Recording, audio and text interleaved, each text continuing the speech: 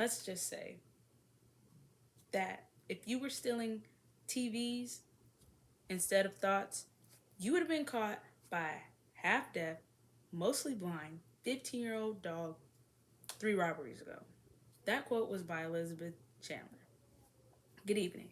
I'm Jade, and we're going to discuss deaf dogs and how to communicate with them. Imagine trying to ask your dog if he or she wants to go for a walk, and they're just laying there staring off into the abyss. My aunt experienced that because she forgot that her dog was deaf and has been struggling trying to communicate with her. Today I'm going to inform you how dogs become deaf, what makes a deaf dog a great pet, and then we'll discuss how to communicate with your deaf dog. You're wondering what percentage of dogs are deaf. Well, according to the AKC, American Kennel Club, that there is an estimate about 5 to 10% of dogs that are suffering from deafness. Some of these dogs don't even have families. Like 25% of Dalmatians, they lose their hearing in only one ear. I would have never thought that that was true until I got to experience it myself with one of my aunt's dogs. But does that mean that all half white or even white dogs become deaf? I'm here to tell you no. No, that's not true at all. Dogs don't become deaf because of their coat. Dogs become deaf because there is a special cell that's within our inner ear that controls the ability for you to hear.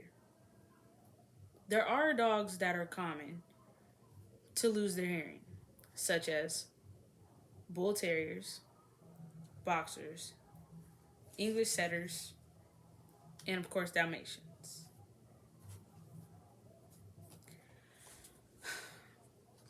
Most people think that deaf dogs aren't great dogs because they can't hear. But that isn't true, nor does that even make any sense. Deaf dogs are great dogs because just think, when you're vacuuming, they're just laying there, minding their business, not even chasing or attacking the vacuum. But a hearing dog will ruin your whole cleaning session because you're so busy sitting there trying to tell them to stop trying to attack the vacuum cleaners so you can finish your chores. Also, have you guys ever imagined an intruder coming to your house and your hearing dog doesn't start moving until that intruder gets close to the door? Well, with a deaf dog, they can smell that intruder as soon as they get out of the car. That's what makes them a great pet. Deaf dogs love harder with their hearts. Not saying hearing dogs don't either, but deaf dogs have a different type of love that comes from their heart. And it's really great for families. If you're having trouble to communicate with your deaf dog, Super B Dog states that if you learn the basic commands as in sit, stay, and lay in sign language, then you'll be able to teach your deaf dog even if they're an adult or just a puppy. But before you learn the basic signing commands, first test and see if your dog has lost their hearing by trying to call their names or even making loud noises. If no response, then you know that your dog has lost their hearing. And it's time to learn sign language. Also,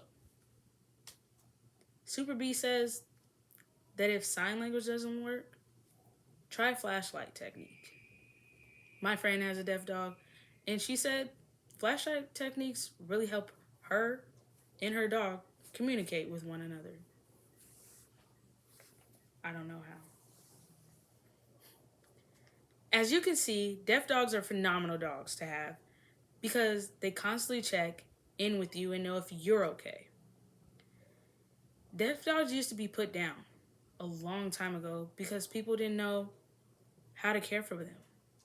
But now that with learning to train them with sign language and knowing how important they are to your family, you never want to let them go.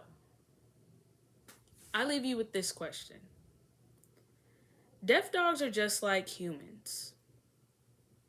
All they can do is show emotion. So just think, if every time someone put down a deaf puppy or dog because they couldn't hear, if that was a child or a young adult that was done to, how would you feel?